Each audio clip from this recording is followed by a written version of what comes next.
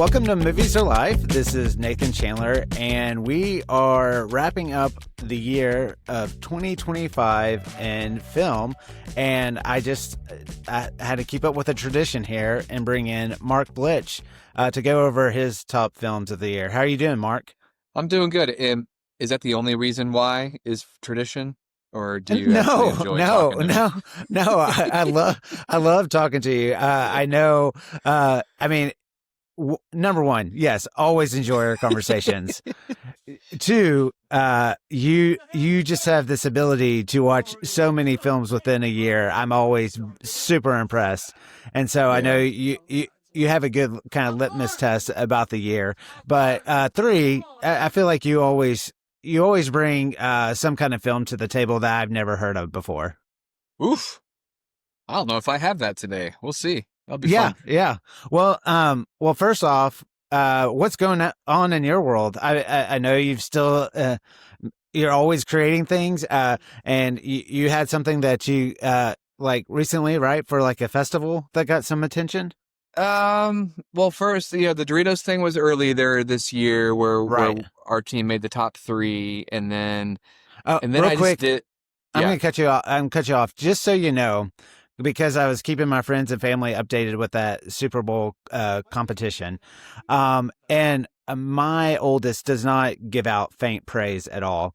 And of course, the one that won was that Alien one, which was very well done. But it's aired since then. And every time that comes on, Hallie goes, "Your friend should have won. That commercial was way better." So yeah, just sweet. I don't know if a 15-year-old's opinion elevates you that much, but just so you know, I'm not just blowing smoke.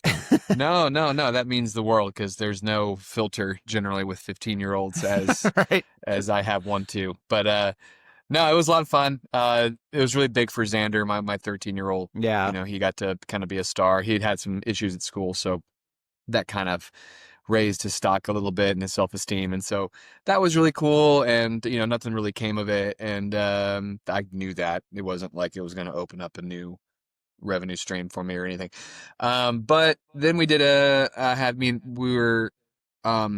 did a horror oneer contest, and it's not like this big huge festival, but one of our friends puts it on, and I'm like, oh, that could be a good exercise for us to do. And so we got second in that, and we also lost to a movie that had aliens in it, and so I'm a little anti-alien right now.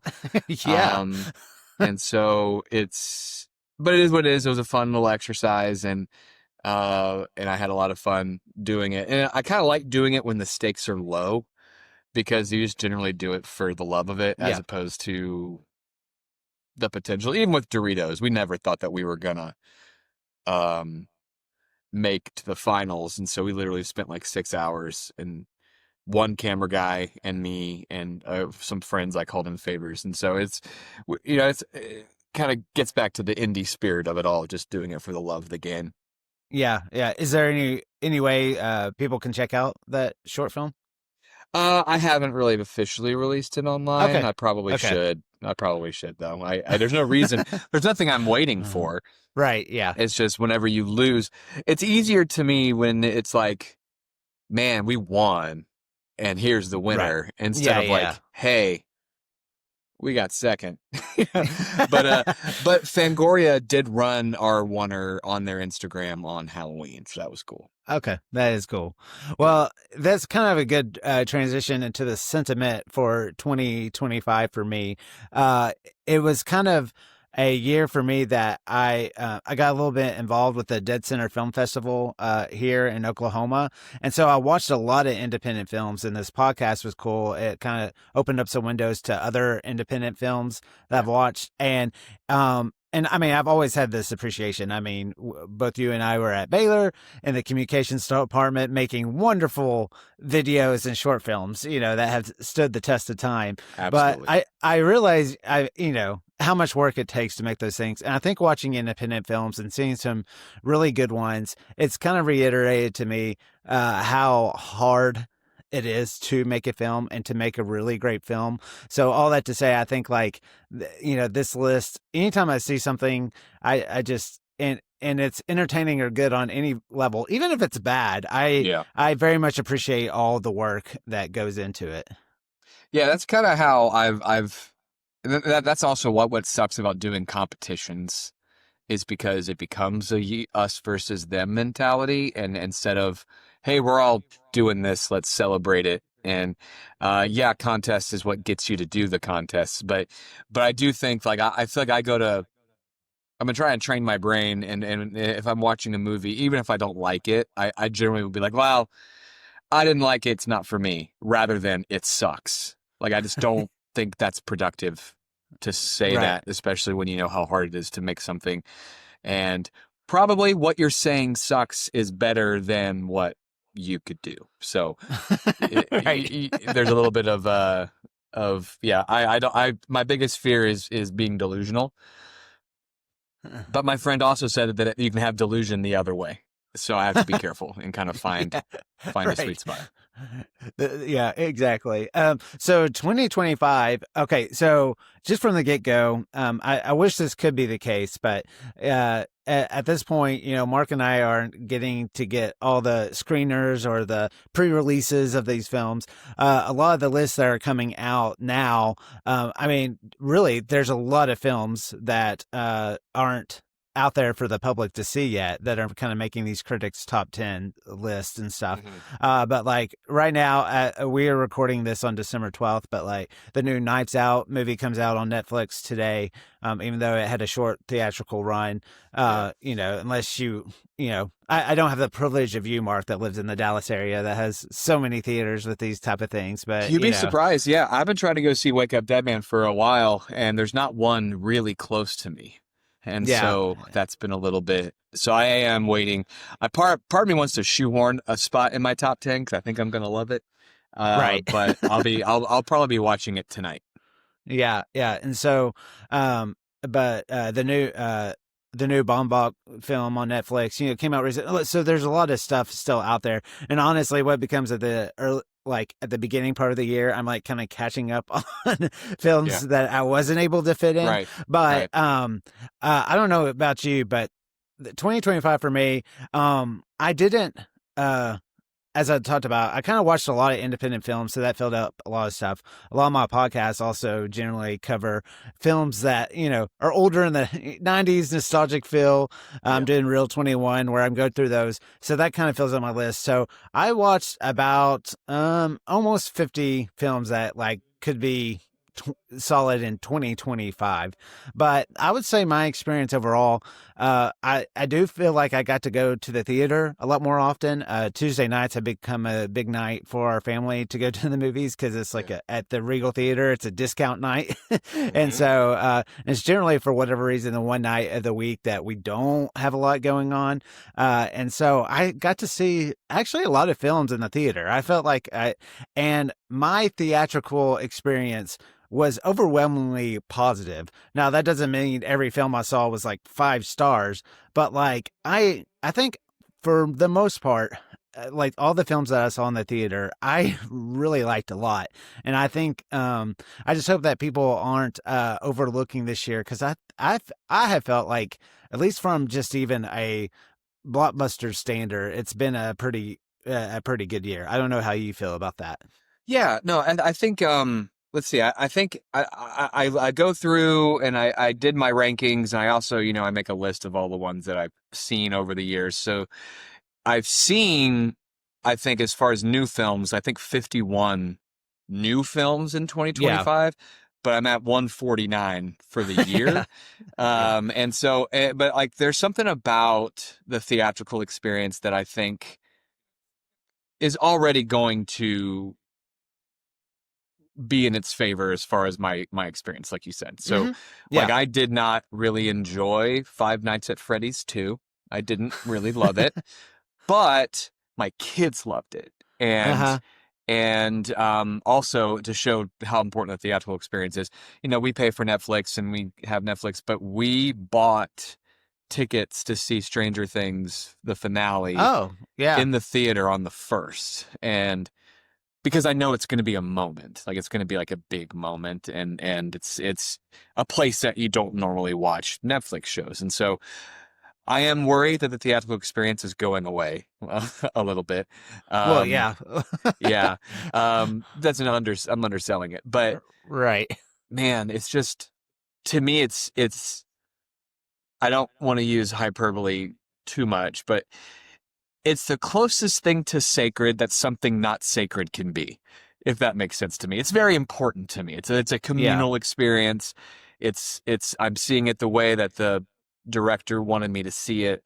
Um, even if it's a Cinemark at 12:20 and I'm the only one in the theater, like I just enjoy that ritual of Yeah. going to the theaters and Yeah. want that to be something that my kids want to do and that my wife wants to do. And so that's kind of something that we do. So yeah, I mean, it just echoes what you said.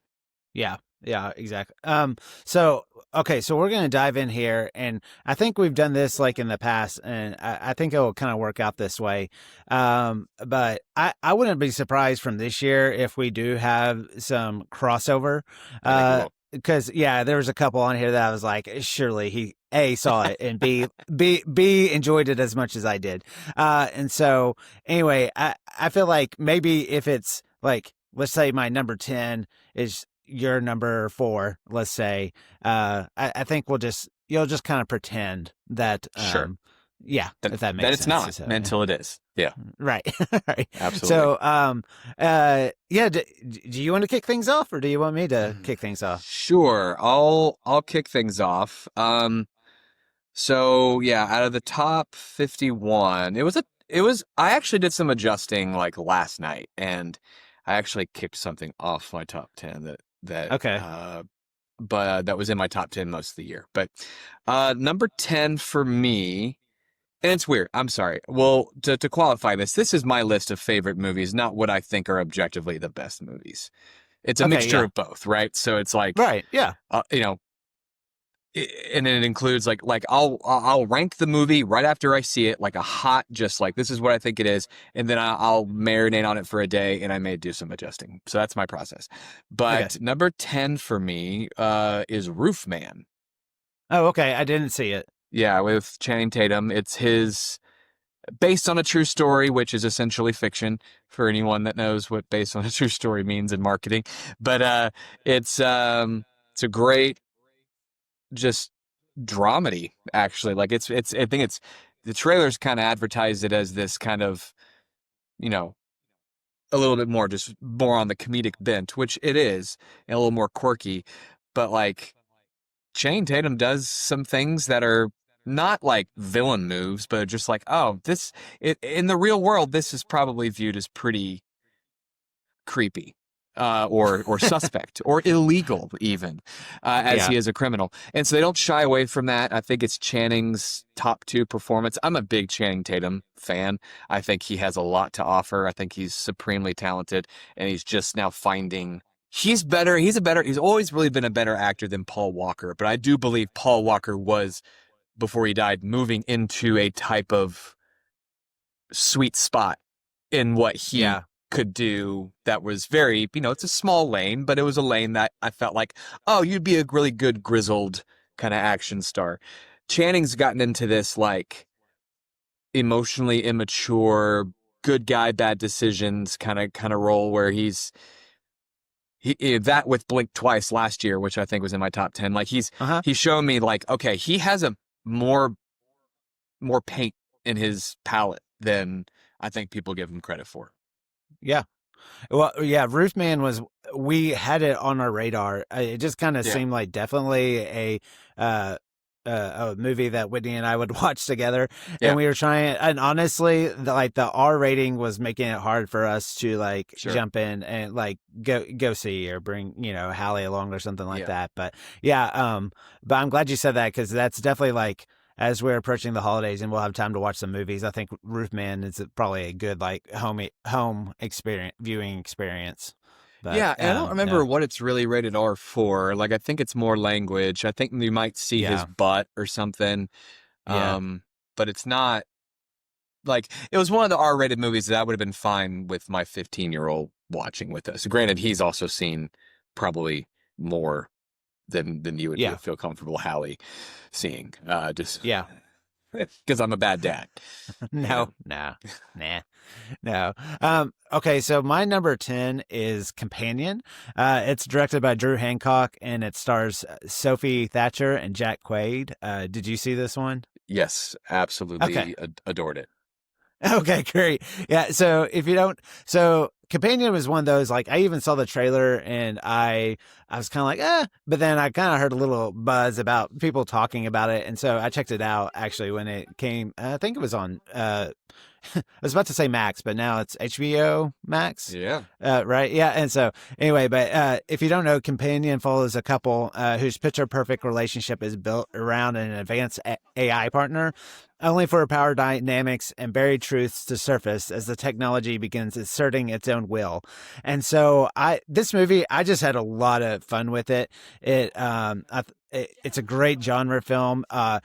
Very, very funny as well. There's some like edit cues that happen in this movie that I thought were pitch perfect. I thought they were hilarious.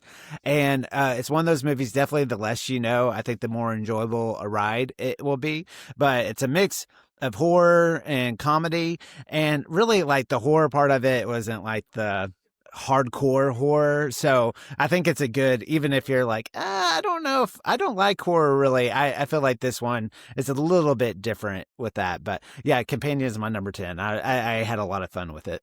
No, it's great. It's like a great Black Mirror episode, and Yes. I was Yeah. really, it just the pacing and everything. Like I think Sophie Thatcher is just an absolute Yeah, star. she's really good, and the stuff I've seen Jack Quaid in, I like him a lot. You know, he kind of reminds me of a younger. I don't know why his name is just escaping me now, but Community, Talk Soup. Yeah, Joel McHale. Like, yeah.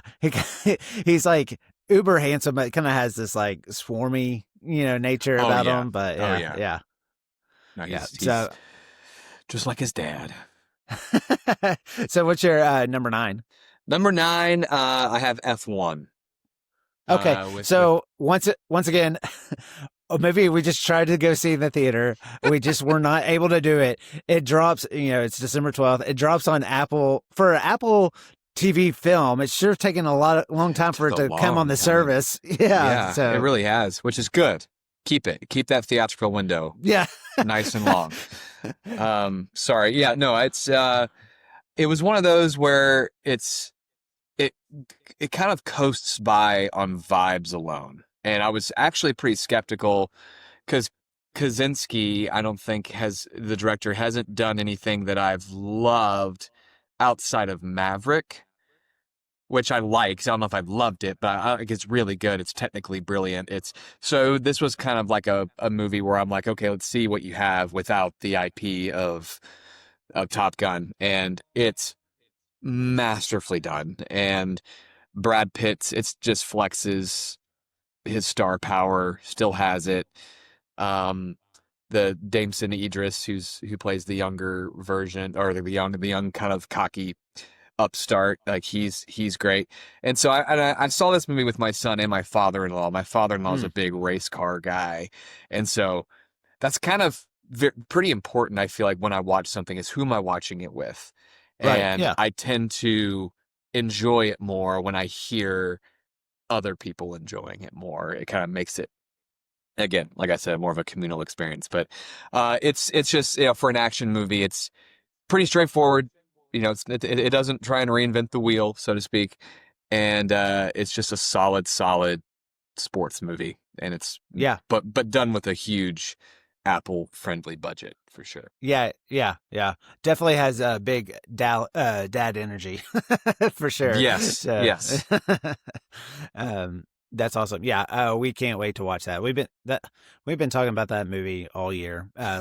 We need to see it. Have you seen any movies?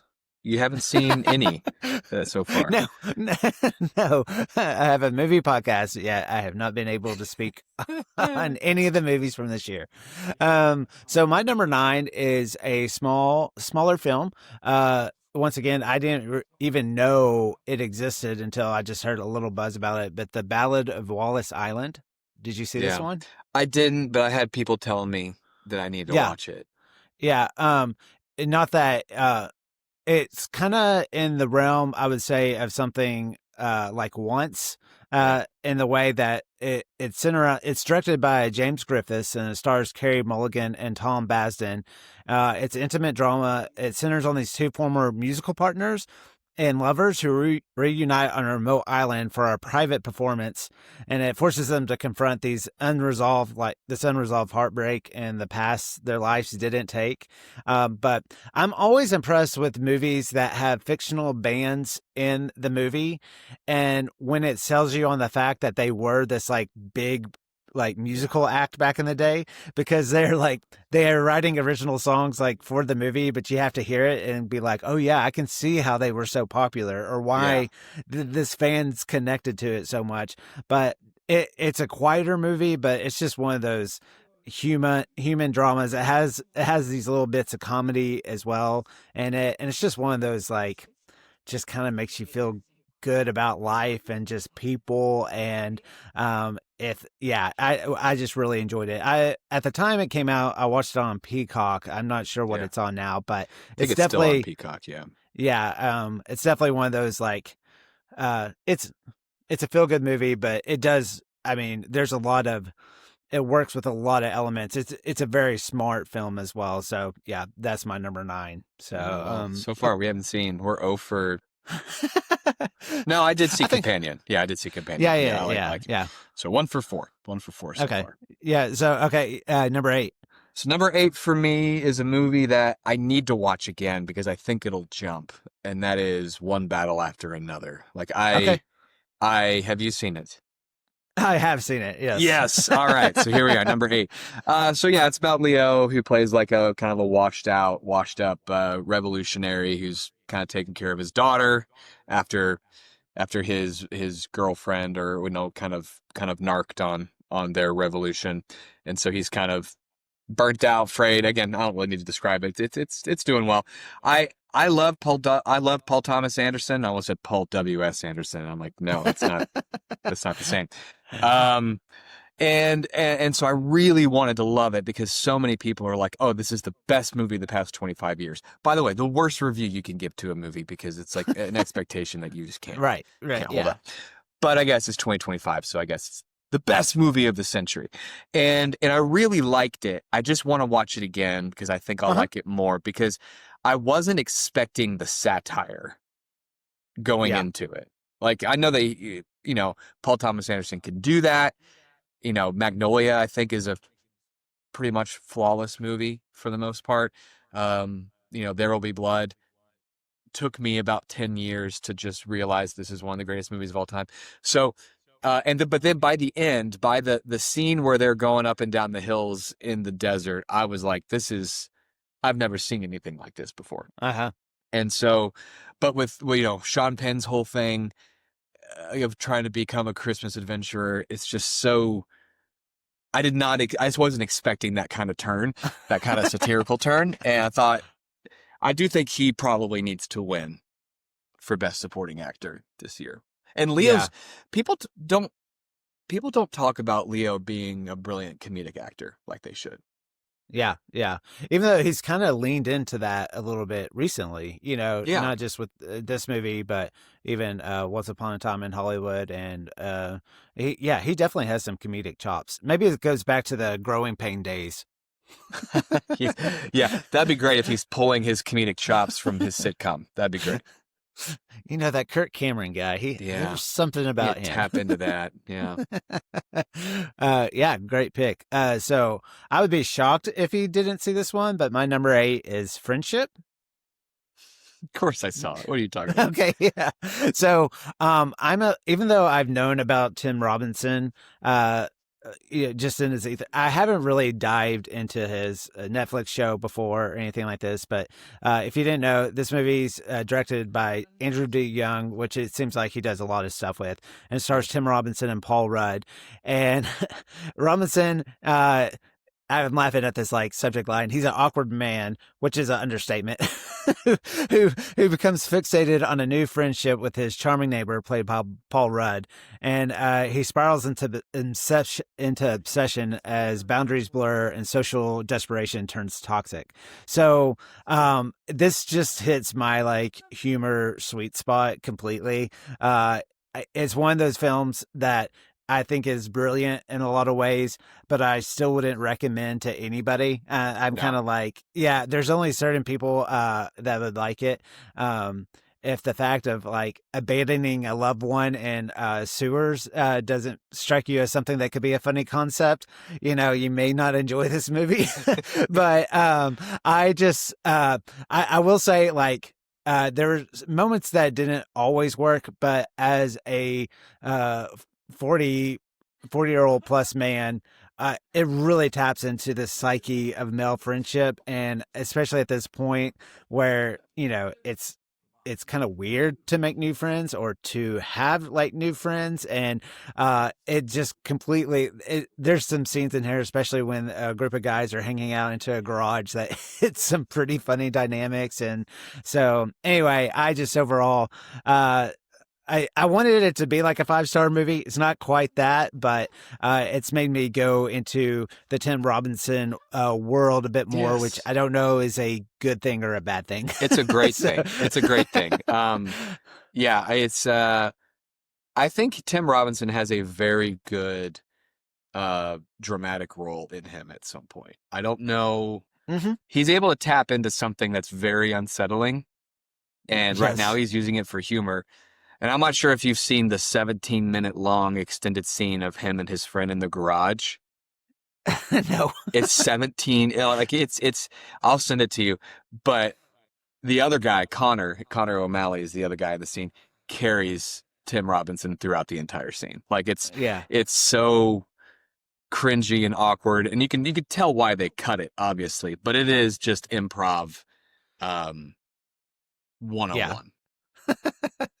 101. So yeah, that's mine. Yeah. So you're number 7. So my number 7 is Superman. Okay. Yeah. And yeah, I'm Yeah. also a James Gunn apologist. I think he understands character as well as anyone in big budget Hmm. film, and he also has a distinct voice. And I was very curious to see how he would tap into the earnest and hopefulness of Superman after the Zack Snyder debacles, as far as which I can watch, and they're watchable in a sense of that they're its own thing. It's just not Superman. And and so I had a huge amount of expectations. And not only that, my son, my youngest son, he saw how excited I was about it. And so he started getting into it. And then when we watched it, it just hit and it's a weird movie, but like it hit everything I wanted in the Superman movie, where it's like, I have always said that Steve Rogers in the MCU is how you do Superman. And by say I always said, I don't know if I've always said it, but I think it was Winter Soldier when it's like, this is how you do Superman. His existence in the modern world is conflict enough. That's how you make him interesting. You don't need him wrestling with whether or not he's Superman. Like, that's stupid. And so anyway, I digress. And so I thought it's the best Lois Lane. It's the best Clark Kent. That whole dynamic was great. Having like a 12 to 15-minute long conversation between Clark and Lois was a really bold move to do in 2025 when the audience attention span's low. I thought, and so it just kind of gave me everything that I wanted out of a Superman movie. And so while I understand that one battle after another is a better film, Superman resonated with me on a much more personal level. And so I had no problem putting it over that. Yeah. Yeah. No, I Yeah, did we're see getting there. Superman as well. See, we're getting picked. Yeah, it would probably say, I would say it was Yeah. like on the cusp of my top 10.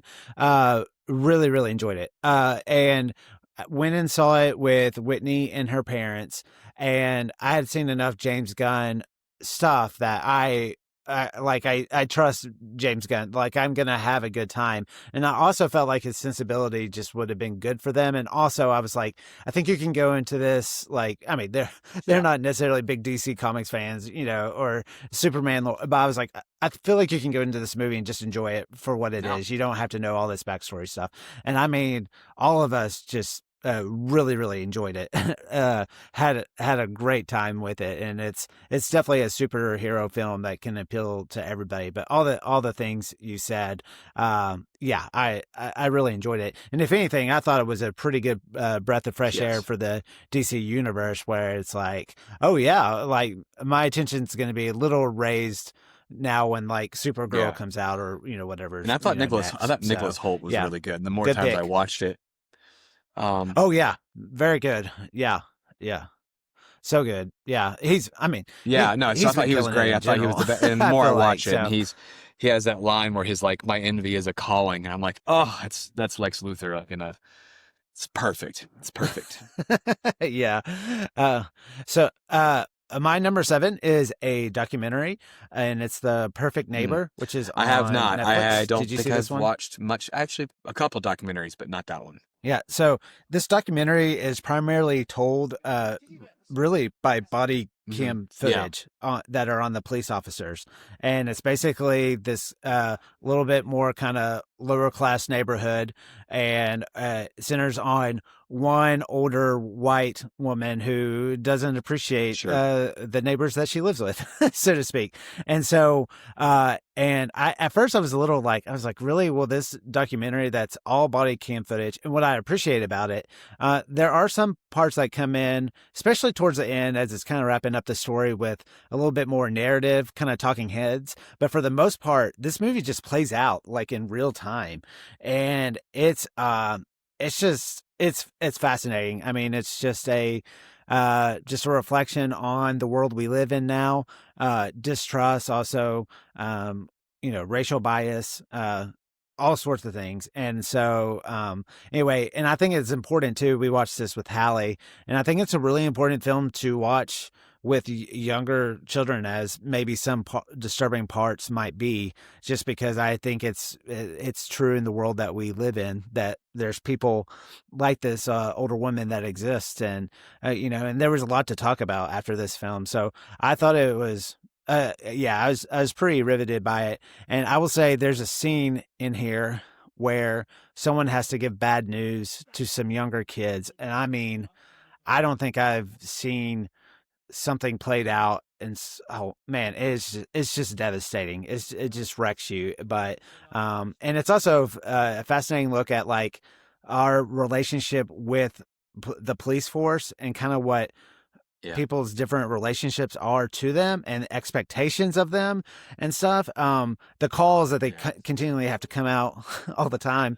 I mean, it's how people also like just abuse the systems that exist, and you're just like, these guys have to deal yeah, with this lady again, but like, that's probably yeah. the Right. majority of their job.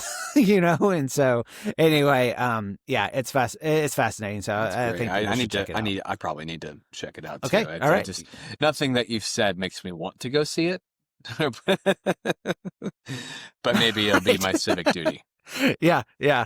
Well, I think for the filmmaker to really just let everything play out, and that trust to just let the what actually happened tell the story, I think is just a lot of trust that you don't Yeah. see sometimes in documentaries.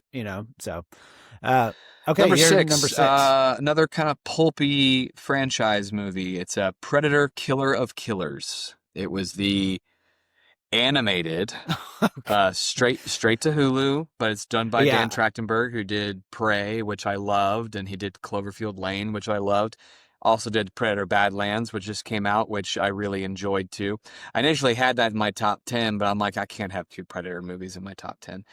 Um, but it's so it's an anthology film, and it gives you something that I've always wanted out of the Predator franchise, which is like just drop the Predator in different areas of history, and that'll be interesting. So you have first 20-minute movie or little short is him being dropped, or a Predator being dropped into a like Viking Nordic conflict.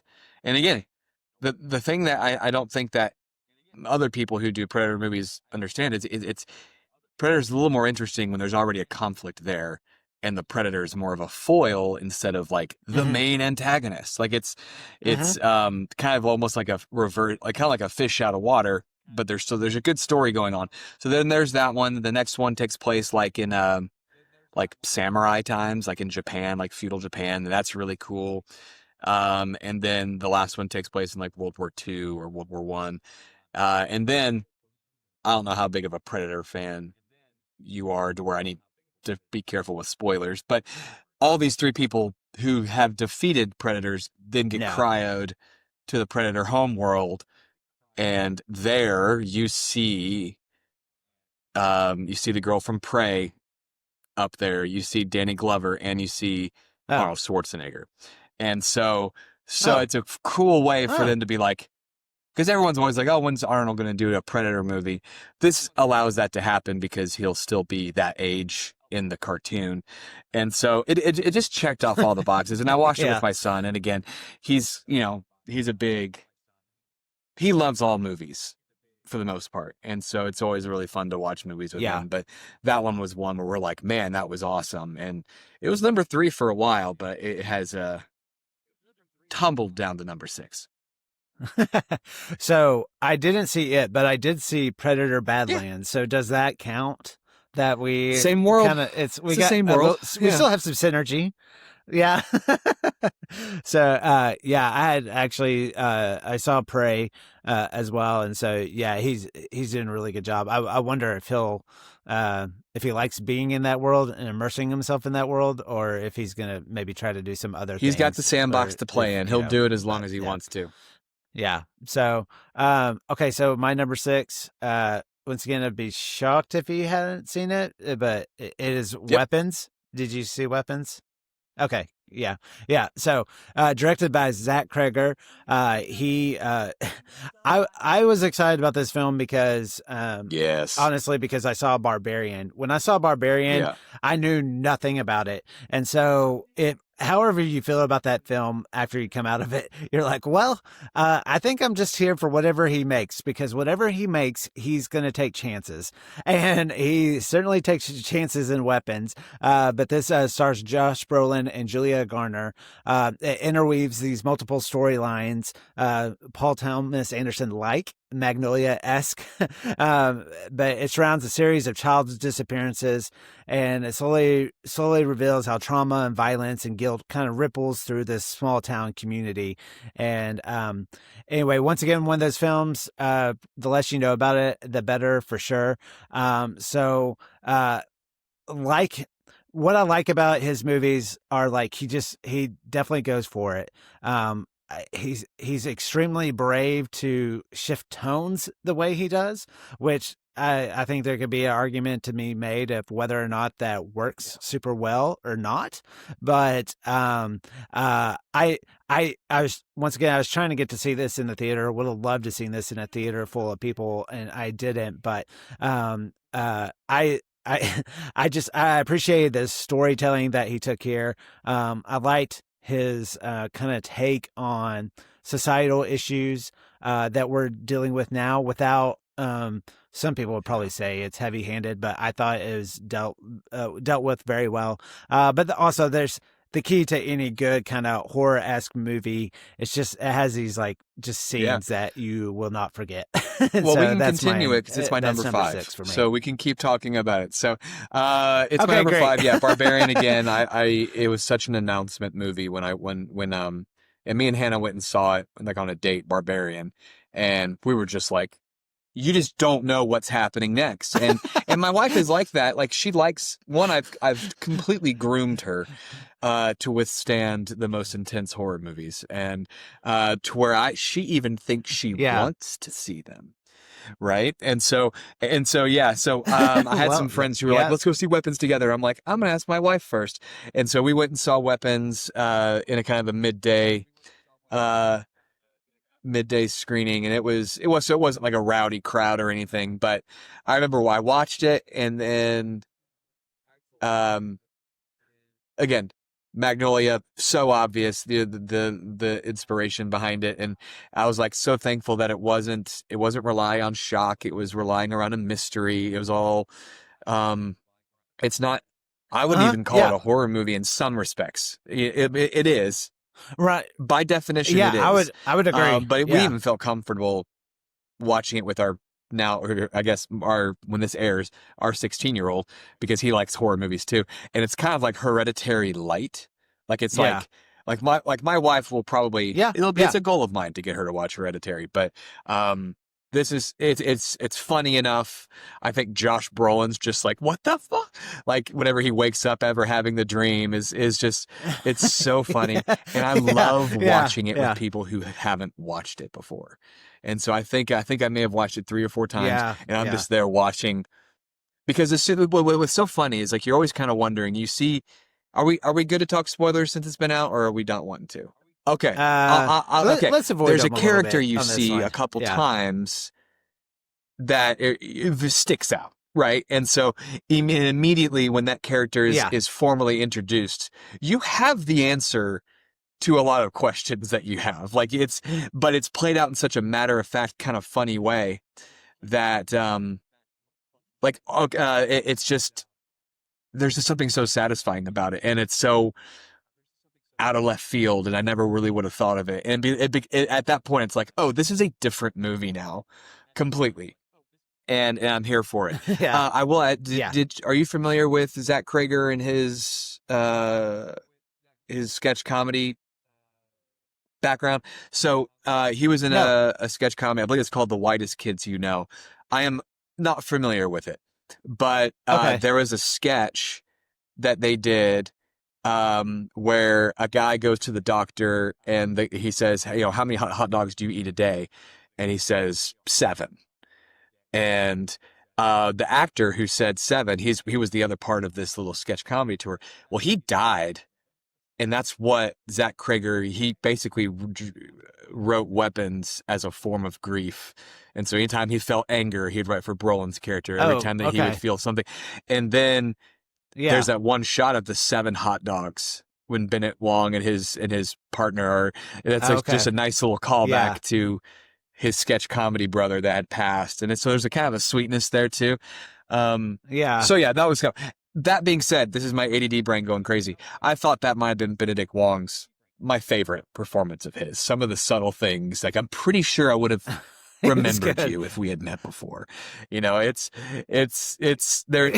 And yeah, so glad that we were able to kind of tag team that one as 6 and 5, so we didn't have to talk about Yeah. it too far apart. Yeah. Yeah. Yeah. Yeah. He does a really good job. And anybody that's been in any kind of position where you have to deal with the public and probably a character that will need to be handled with care, but the tone that he starts inflicting is really funny. It's like respectful, but also trying not to That freak kind of out. behavior is Also, just really not called yeah, for so, right now. uh, It's so great. Okay, so my number 5. Okay, so now the rest of my films, they are like, if they're not Yeah. 5-star for me, It's a they're new like tier. Is right it on more the- top tier the for you? Because cusp. my top 3 are kind of those Yeah, top tiers. Yeah. Yeah. And now this one, I wonder if maybe I'd feel about it the same way because of how much I enjoyed the theatrical experience when I saw it. But also, I think it was a lot of the. I was afraid I was going to have some disappointment, and it got all wiped away. So it was but it's the Naked Gun. Of course, I so grew did up you on see The it? Naked Gun, so yeah. Okay. Yeah. So, always had been, I love the Lonely Island crew. Akiva Schaffer, who's part of that, he directed this film. It stars Liam Neeson and Pamela Anderson. It's a reboot, but like, I just, there's really no reason to go into what this film is about. But I thought it was hilarious. It kind of brought the stupid comedy back, but in a smart way. And it just made me laugh. It's a film that still takes chances in a lot of ways. Liam Neeson was perfectly cast for this. And there's just several scenes from the movie this year that I still randomly think about sometimes and laugh. But it also kind of correlated. We saw it in the theater, and it was my birthday's August 5th, so it came out around then. So we took the whole family, and so it was Whitney's parents, my kids, our sister-in-law. We were in a full theater, and it is also in a way to hear that, like, what Yes. jokes people responded to. Sometimes I would hear her parents laugh a little bit more. Sometimes I'd hear my girls laugh a little bit more. And so even though Hayden was still a Yeah. little kind of boggled about what she had seen, just because she has not, with the comedies she's grown up, have Absurdity. not been these type Yeah. of, pun, Yeah. absurdity, pun-esque, type of stuff. But That's anyway, I warms loved my it. heart, So, Nathan. yeah. Warms my heart. Good, good. So, Number four, what's your number I 4? have Eddington. Oh, Did you good. see Eddington? Okay. So it's kind of like a I did, nice yes. neo Western kind of Coen Brothers vibe, and and Ari Aster, I've I didn't really like Beau is Afraid, but I think everything else that that he's done, hey, Yeah. take your swing. I have no problem with it. And I liked a lot of it. Right, It was right. just really Yeah, long. yeah, yeah. But so I saw Eddington. I was actually in Albuquerque scouting a series. Went and scouted some Breaking Bad locations to Hmm. shoot for my work, and it was fun. But then we had some time, and I'm like, Yeah. oh, this is shot in New Mexico, so let me go see Eddington in New Mexico. And so the first time I saw it, I kind of sat next to this rando. I don't even know who it was, and didn't really like love it. And then I went and saw it with some friends of mine, and we laughed throughout the entire thing. And so at that point, it kind of jumped up from like out of my top 10 to like number 3. It settled in number 4, but I. And then I tried showing it to Jackson, my oldest, and my wife, and they didn't like they thought it was good, but I it's a litmus test for whoever you watched it with. It's largely dependent on how they responded to COVID, on whether or not they really, Uh-huh. want to be Yeah. back in that state of mind, but it's such a Right. great little Yeah. powder keg of a movie, and it kind of distills in some absurd and satirical ways all the stuff that we were dealing with, all the pressure that government officials had, the sheriff's department had, people who want to do something with all their outrage and don't know where to put it, opportunistic activism. Like, there's so much about it that I'm like, this distills a lot of what America is in kind of a more pot kettle way. And so, Uh-huh. not pot kettle way, boiler, what's the boiler? I don't know. Powder keg. Sorry, my goodness. Sorry, terrible Yes, yeah, mind yeah, fart there. yeah. Yeah. Powder keg, boilerplate, maybe boilerplate. Anyway, so yeah, I thought Joaquin Phoenix was great. There's one thing about him that him and Sean Penn are both people that have pretty extreme, like, political. Okay, how about this? They're very outspoken in their politics, but they Uh-huh. don't let Yes. that get in the way of just telling a good story, and they almost refuse to be caricatures even in these satirical movies. I read that Ari Aster and Joaquin Phoenix actually based this sheriff off of a person that they met and that they liked, as Yeah. opposed to someone like Mark Ruffalo, who did basically just a Trump impersonation for Mickey 17, and I was like, okay, it does. The veil of Right. reality has been broken almost in that sense. Where with Joaquin, it's like I didn't, I even though I don't think that Joaquin's character was a good person, there was still like a clear empathy there as an actor for the character that kind of popped off the screen a little bit for me. Mm-hmm. Um, and so a little Yeah. diatribe there, but yeah. So I really, really, I think it's an important movie. I guess if that makes sense. Uh-huh. Yeah. No, I full heartedly agree. For sure. So okay, my number 4 is another documentary. And it is, I think you could say it's a film, Okay. because it was it, well, it was in it was Okay. on two parts on HBO, but it's Okay. Pee Wee Okay. as Didn't see himself. it. Didn't see it. I So loved Pee Wee, but yeah, I so Pee Wee Herman was a big part of my childhood for sure. Sure, not just the television show, but the movie for sure. This film is directed by Matt Wolf, and it's built around extensively around interviews with Paul Rubens, who he does not give many interviews at all, and so doesn't let many people into his life. And when you see the movie, you kind of understand definitely why. But it talks about his creative evolution, the rise of Pee Wee Herman, the character himself, and the cost of fame, controversy, public perception, and it's just a fascinating look because I mean, there's a lot of facets to him. One, just definitely being with it, being homosexual, but also just like dealing with that, but also how the public perceives that. But even more so, the Pee Wee, the character himself, like, and I mean, you even know this at the time, but as the movie plays out, you just realize like, man, what a like mind yeah. f for that to happen to someone. Because when he would go on to David Letterman, Yeah. he would be Pee Wee Herman. So to like be that in front of people all the time, and like how you like separate that, and so, but is also just kind of the innovative ways that he was with his children's show, and really kind of, I mean, bringing in diversity elements way before other things, but also, this kind of like abstract, like his world was very like abstract Yeah. and artful in a lot of ways.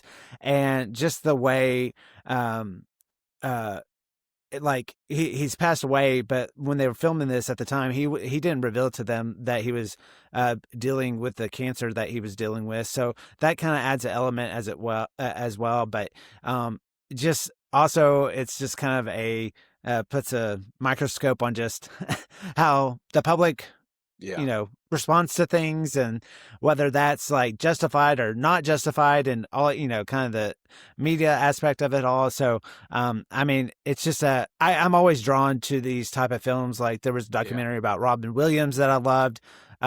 These very personal, but also about the creative process. And so it's in two parts. I think both were about 2 hours, but it was really fascinating. So yeah, and it won the, I think, Emmy for best Okay. made for television Yeah. documentary or movie I or something I, like I grew that. up So I grew up yeah, on Pee Wee too, so there you I go. think I need to find some time without my kids probably to watch it. Yeah, yeah, no, yeah, it's not. I mean, it definitely talks about that, but like also you can totally understand why uh people just misperceived Sure. Sure. what happened with him. So anyway, yeah, but yeah, what's Top we're on three. number top This is three my now? 5-star Yeah. transition to 5-star movies. Okay. Number three, I have Okay. Begonia. I I just haven't saw seen it it a few yet. I days want ago for to. the first time, and it I I like Yorgos as a director for the most part. I think Poor Things was kind of like a little tougher to sit through. Um, but love Killing of a Sacred Deer. And so this one I was a little bit nervous because the trailer was so good, and I was thinking like, I just want it to be accessible. I don't. I'm fine with things being abstract, but sometimes it's like, oh, Right. okay, don't Right. just be weird for weird's sake. And Killing of a Sacred Deer is very much like a subdued kind of haunting, almost horror film.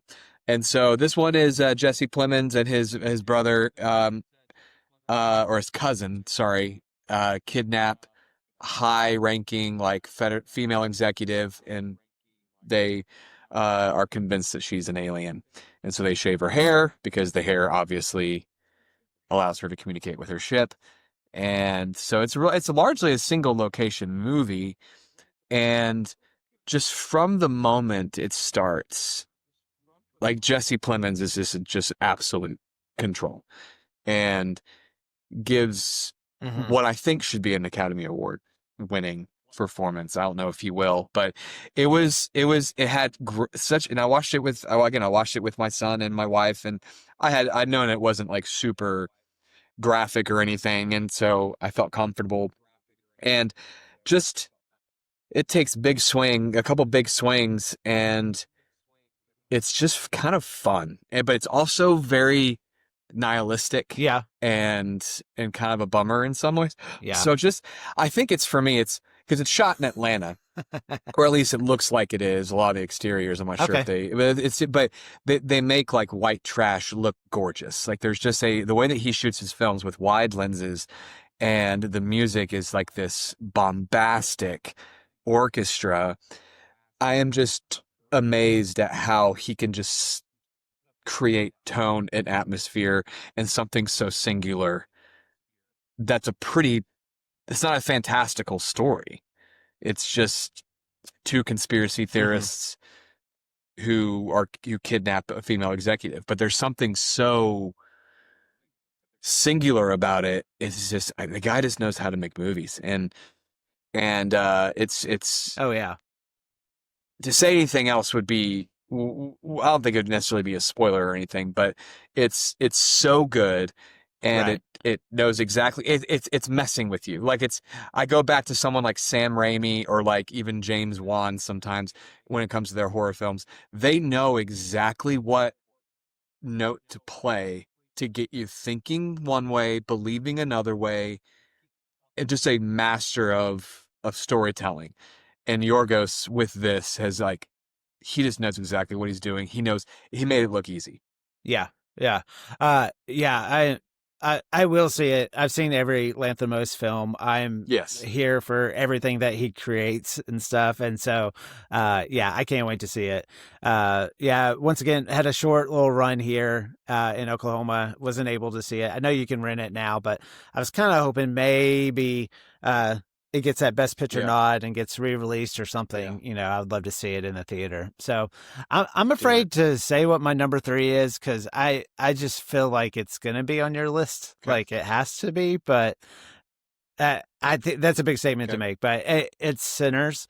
And so, directed by Ryan Coogler, starring Michael B. Jordan in dual roles. And it follows two twin brothers,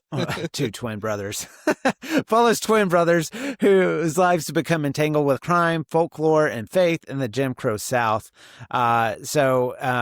You know, people, I guess, would also label it as the vampire movie, Yeah. even though it's much more than that. So I really struggled with this a little bit because I want to see this again. I saw it in the theater close to its opening weekend, and immediately loved it. There were a couple things that I got hung up on, but I Yeah. listened to so much discourse about it. It's almost kind of convinced me to elevate it higher. And so I definitely want to rewatch it. But man, just an amazing journey, original, funny, thrilling, all the things. And honestly, it's kind of like, and I'm not saying this because Get Out was also directed by another black filmmaker, in Jordan Peele. I'm not making this comparison because of this, but I think Sinners will still be the definitive movie of 2025. Even though it's not my number one, I think it's the one that people will come back to and go, yeah, Yeah. like Sinners, So anyway, the New York Times came out with that 100 greatest films of the 21st century, and the readers poll went ahead Yeah. and already put Sinners into Yeah. it. I think that definitely is totally deserved. Anyway, I feel like you might be talking about it Yeah. more We'll have to later, see. but you can give me a wink. Okay. But yeah, I loved it. It just had all the elements and just saying so much about Yeah. Yeah. religion as well. I mean, it's just kind of like, after you say it, you're like, man, how was he able to package all those things into one movie?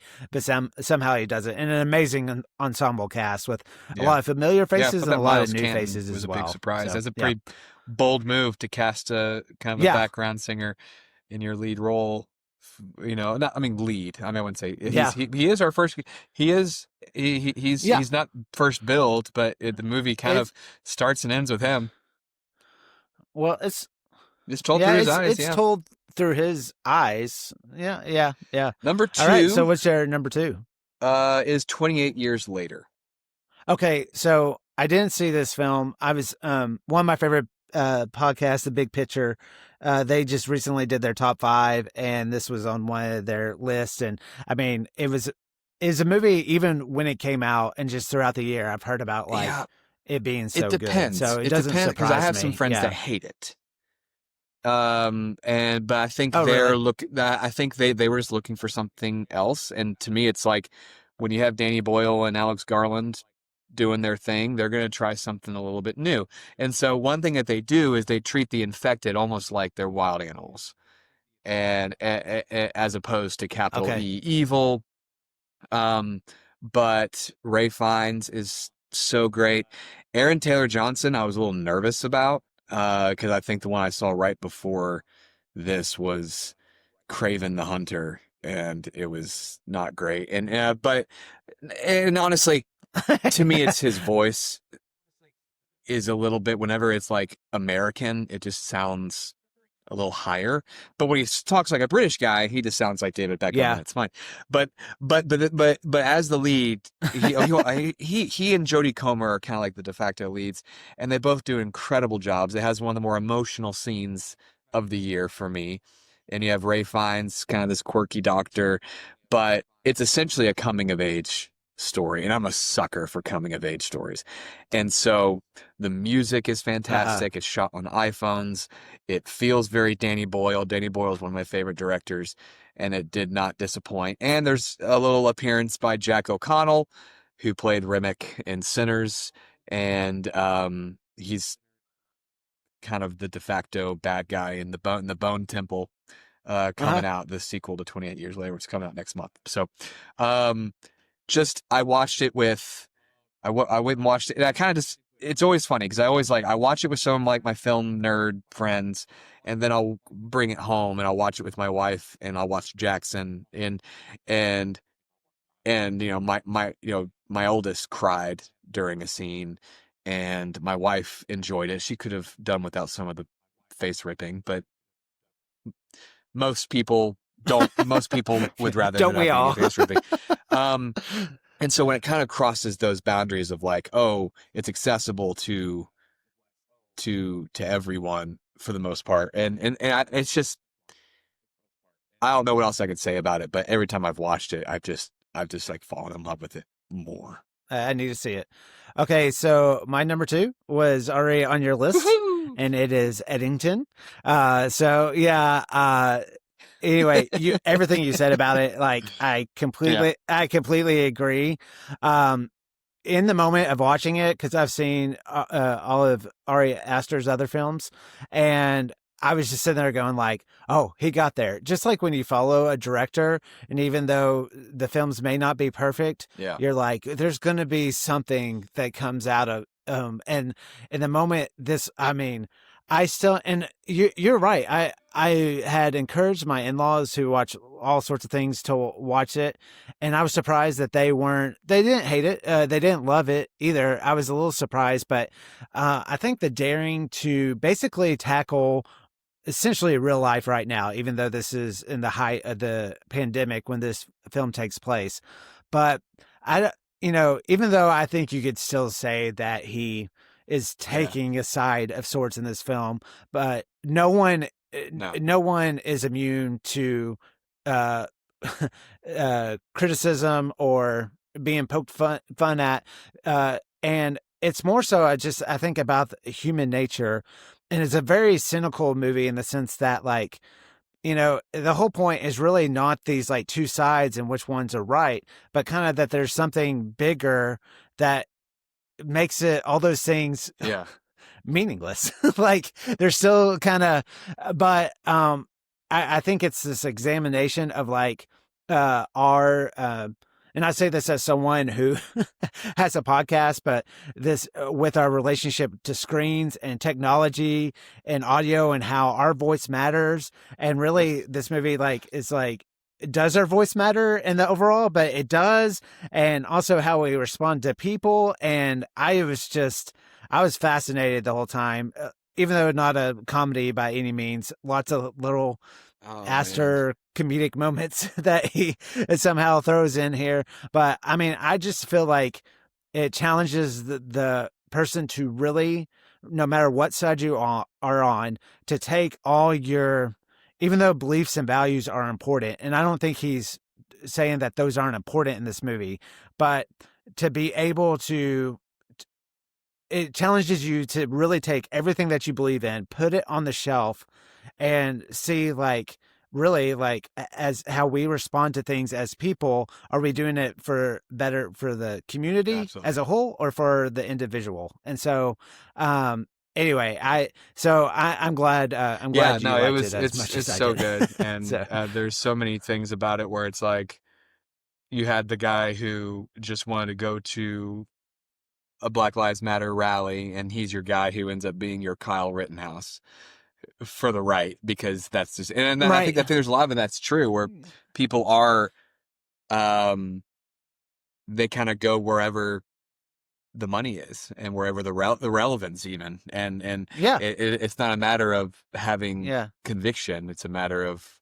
who gets you the biggest audience to advance yourself. And I think that was a pretty damning move by the movie, I thought. Yeah, yeah. And like the movie chooses, like, it makes you as an individual in certain Hmm. parts go, Oh aha, no. yeah. And then Yeah. other parts going like, oh no. And the fact that he's like saying, yeah, that's the point. Like, you are like jumping to that Yeah. emotion way too quickly, and I think, anyway, I thought it was masterful. And I just, I do feel like it's a film that, like, will maybe get its more, just dessert, like, later on. I think it'll be something like, oh, this was the best film out of the last 10 years. I don't know. I feel Oh that man. strongly about it, but yeah. So, all right. Of course you do. I think I can guess your My number number one. one is What's your Sinners. What are number? we talking about? Yeah, yeah. You Yeah, yeah. and like I saw it in 70 millimeter, like in opening night. And here's the thing. Oh, amazing. You forget how clear like a 4K digital projection is. So when you're watching 70 millimeter on a Yeah. giant IMAX screen, how much flicker there is. And you're almost like, huh, there seems to be a mistake up in the projector. Now, that very well might be true because people don't generally do projectors. And so you might not be having actual projectionists doing it. But the aspect ratio changes in the movie were epic, and but there's just, and I had the privilege of shooting with Coogler for something a couple years ago, and so I got to meet him, Right. and Yeah. just everything that guy does is thoughtful.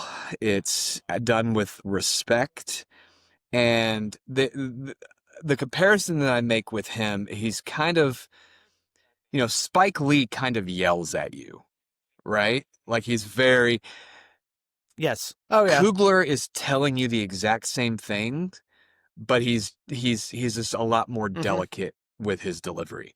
Like he has deep, Yeah. very Yeah. real things to say and to talk about, but he does it in a way that's so accessible, and I don't know, like it's I didn't realize how even careful, like there's even the stuff with, like I didn't realize that when Remick comes up to the barn, and Michael B. Jordan asks, "Hey, are you guys Klan?" And it takes Remick a second to Hmm. kind of, "Oh, you mean the Ku Klux Klan?" Because in the Irish, Klan just means family. And so there's just like just little stuff like Right. that Yeah. where being able to tie the African American experience to the Irish experience didn't make it feel like it's a soapbox movie, in general. Like it was talking about oppression, and what, how you can weaponize, like stealing the voice. There's like honestly, and I'm going crazy here. So I have a whole bunch of things that I'm trying to say. So I apologize if my ADD is unbearable. Um, the best comparison that I have for it is "Oh Brother, Where Art Thou?"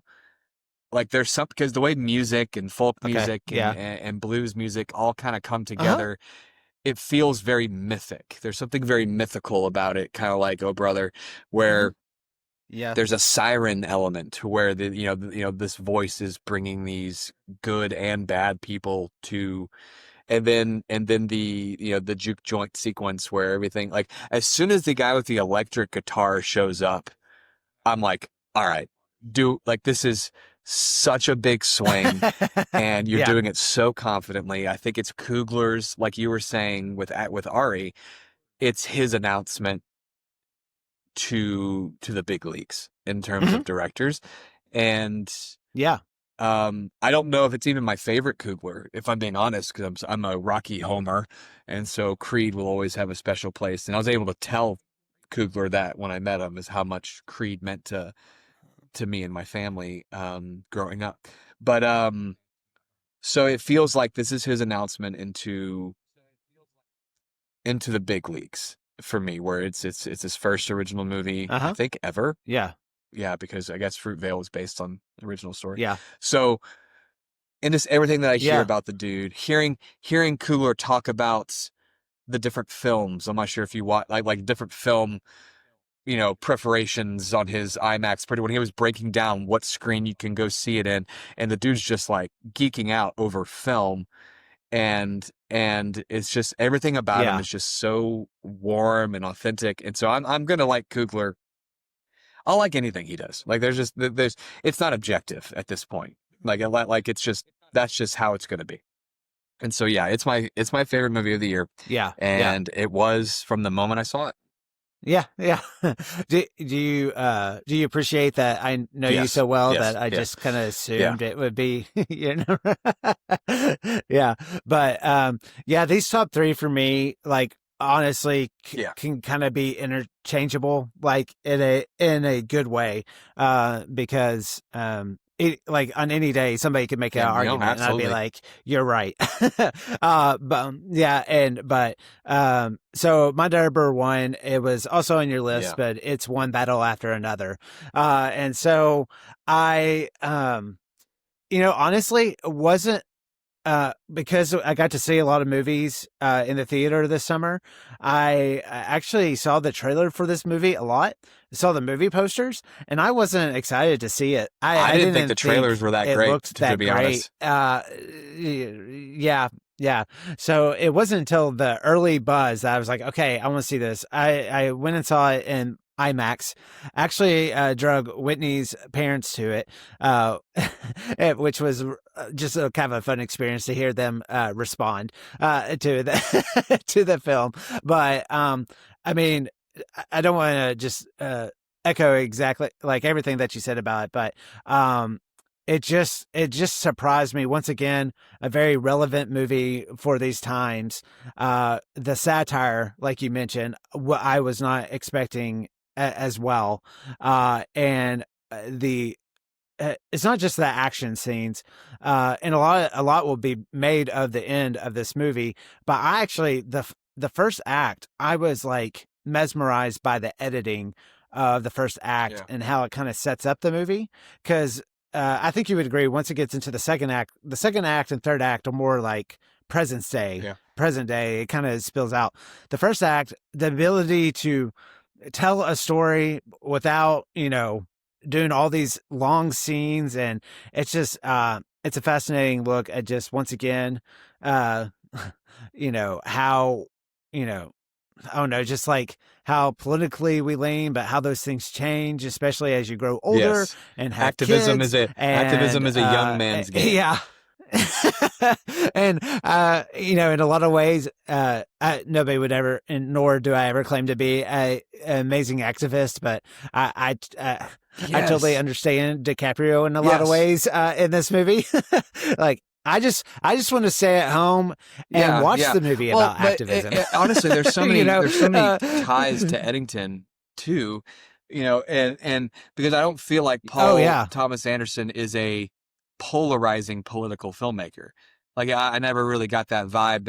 He has things to say, no, but I've yeah, never felt like he is trying really hard to like say one particular thing with every movie. It's always something different. But fascism is always in style, I guess. So you could always poke fun at that. But there is like I can't tell you how many times like I have conversations with my kids, and I'm just like, this may be really a selfish mentality, but I can't worry about what all these people online are worrying about. I'm worried about you getting an A on your test next week. That's what takes up more of my energy. And you Yeah. want me to focus on that rather than, you know, shove extremism down your throat. Yeah. It's got so many themes just to chew on, but it's also Yeah. super Benicio del entertaining. Toro is so good. And then yeah, it's so good. And I mean, I think it's a fair prediction Yeah. that it'll win Best Picture this year at the Oscars. I would be surprised if it didn't. But anyway, yeah. Oof. So that's my number one. Man, good list. I was We right. did. We I had a think lot of crossover there. almost three or So four, maybe. yeah, yeah. So this was Mark's Okay. idea. As far as, and I thought this was a great idea, and we'll quickly touch on these, but Yes. superlatives of the year. And so the Yes. you gave me 5 categories. Surprise of the year, which is very vague. I very familiar. Like I know that is, and I wasn't really sure. I was like, oh, okay. You don't want to do score of the year, which you said you didn't want to do score of the year because you don't like music. So you say, whatever. I You said didn't I say don't that. understand music, and I won't be able to appreciate it. So I actually this is actually a documentary, and it's very low on my list of my favorite movies. I use it at the threshold of what I thought were good movies. It was the lowest ranking good movie I had, but it was the barometer in which if I put it below it, that means I didn't like the movie as much. But I watched the This Is the Tom Green documentary, and I was a big Tom Green show Okay. guy back in the day, back in college. That was right around when we were at Baylor, probably freshman year, sophomore year. And it's Yeah. very, it was a nice kind of a little bit of nostalgia to go back and kind of see um, how how much of a pioneer he was in terms of comedy. Like he predated Jackass. The only reason I think he didn't do, I think Jackass Hmm. immediately proceeded his show because I think he got cancer, and then he also there's a clip of Joe Rogan on his show, and Joe Rogan's like, man, if you can find a way to monetize this. And it's a kind of a funny precursor to Joe Rogan being like, so Tom Green was a pioneer, Uh-huh. and just, his parents are still alive, so you get to kind of see them relive some of the old bits. And it just really surprised me because I was like, oh, I didn't really realize how thoughtful Yeah. of a person he was. And, he kind of just got thrusted into this fame, and now he's living in a ranch in Canada, just kind of doing his thing. And so it was really surprising for me. And so, Yeah. um, funniest movie of the Okay. year, I put Naked Gun, obviously. Yep. Really no other options. I thought Friendship was very dependent on me on who I was watching it with. If I was watching it with my Tim Robinson buddies, great. Hmm. If I'm watching it by myself, Yeah. I don't laugh as Yeah. much. By the way, Chair Company, you need to check it out. Right. Yeah. Okay, sorry. Well, Favorite yes. Yeah. dialogue of the year, which is not just a specific line of dialogue, but just my favorite dialogue in a movie, would probably be Begonia, and I think you'll probably get close to agreeing Okay. with me on that one. Favorite scene, Okay. I put the juke joint musical scene in Sinners. Obviously, that was my favorite scene that I kept revisiting. Yeah. I was Yes. playing Yeah. actually that and the Pale Pale Moon song, kind of those anything in the juke joint kind of musically, I was like all on board, as well as the river dance outside. Yeah. But favorite performance Yeah. of the year, I Yeah. have Jesse Plemons and Begonia. Those are my Okay. 5. Okay. Great. Yeah. So for the surprise of the year, I kind of took a little different twist on this a little bit, but so mine was 2 actually. But Yes, and did that you was see the almost my biggest Materialist? surprise of the year. I mean, at this point, I don't know, Yes. but there's a revelation in this movie by Pedro, and Whitney and I went and saw that movie in the theater, and it's a little kind of, when you say all over the place, it's not what your mind would go to, but it's interesting, and mainly I think it's due to the Yes, awkwardness that is Dakota Johnson. she's a But special kind of indifferent. there is a revelation between the 2 characters in this movie that, like, I mean, I think Whitney and I both looked at each other and were like, oh, okay, Yes. we're doing this. Yeah, so Oh, that's what I don't want to ruin it. If you it's watch the so movie, great. you'll know Oh, what it's I'm so talking about. great. Uh, the other surprise of the year, I will say, is Jim Yes. Downey in Hell yeah, dude. one battle after another. When he popped up, I was like, "Wait, is that is that Jim Downey, who's a famed Saturday Night Live writer?" And his character, I mean, and his lines, Easily. It's he two probably has words, one and of the that's best it. lines of One Battle After Another. Yeah. Yeah. So that was a surprise for me. Like you, funniest movie of the year, The Naked Gun. I tried to think of another movie outside of it just because it was on my top 10, but it had to be it. So, and then favorite dialogue, was actually, um, sorry, I keep on having, I just No, that's chose fine. It's your multiples for podcast. these categories. But, but, it was in Friendship, and it's when he has the trip, uh, with the toad and he goes to Yes. Subway. And when he comes back, that was my favorite scene of dialogue ever. So anyway, I just like how the guy goes, how long did your trip feel? 4 or 5 months? Craig goes, it was You like a didn't even minute. get I your went to order. Subway.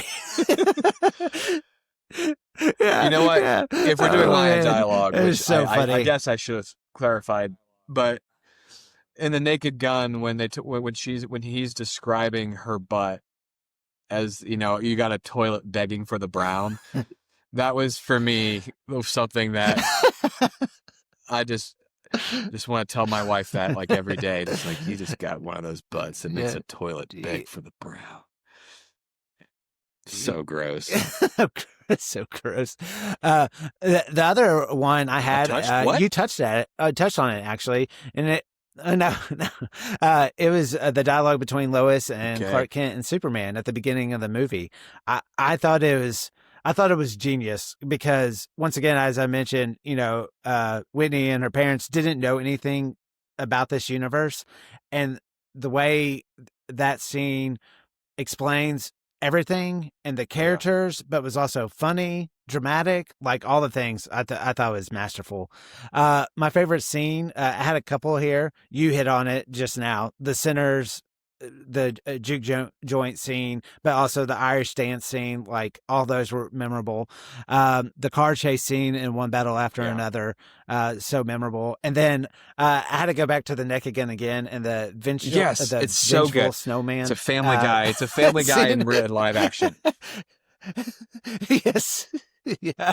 Oh, I just loved it. That was one where not the whole audience was laughing, Yeah. but that's kind of partially why I liked it. And my favorite performance was Michael B. Okay. Jordan, Smoke and Stack in Sinners. I think it was, it's funny because I actually Mm-hmm. don't think it's the most showy performance ever, but you truly The same forget actor. that you're Yeah. watching the The same actor do technology two is pretty parts. impressive. I'm not sure if you've It, seen the behind the scenes. It's yeah, my yeah, wife, it was yeah, so funny. There's that one shot where it's the opening shot whenever you see it goes from their profile and it kind of parallaxes around to reveal both of them. And I think Stack hands Smoke a cigarette and you see their hands like my wife immediately was like, how the hell did they do that? And I'm like, yeah, it's yeah. it's it's It's such yeah, a big boy. And again, I don't know. I don't think Michael B. Jordan will win best actor, but I do think he's no, worthy of being nominated because he's always been kind of like, oh, you're like a Tom Cruise, you're like a star, you have that charisma, you have the intangibles yeah, that you can't teach. And this was a good marriage between that and then yeah, doing. I mean, he makes it look effortless, and they are two completely different characters. yeah, yeah. Um, and so that's great. Yeah, there's so much that's happening in Sinners in a good way that you actually kind of forget about Yeah, how good he's in this movie. she's so I thought good. Haley Steinfeld was awesome in it as well. And I had an honorable mention for Tiana Taylor Yeah. as Perfidia in One Battle After Another, just because I wasn't super familiar with her. And I mean, when she's on the screen, I mean, she's a character that Yeah. catapults really everything that happens in this movie.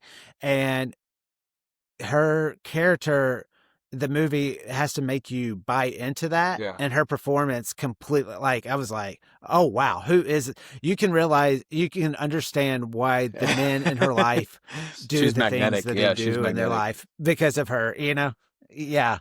Yeah. So anyway, oh, I just wanted to throw out some honorable mentions that kind of didn't quite make the list, but Superman was one. You know, the Phoenician Scheme, Warfare.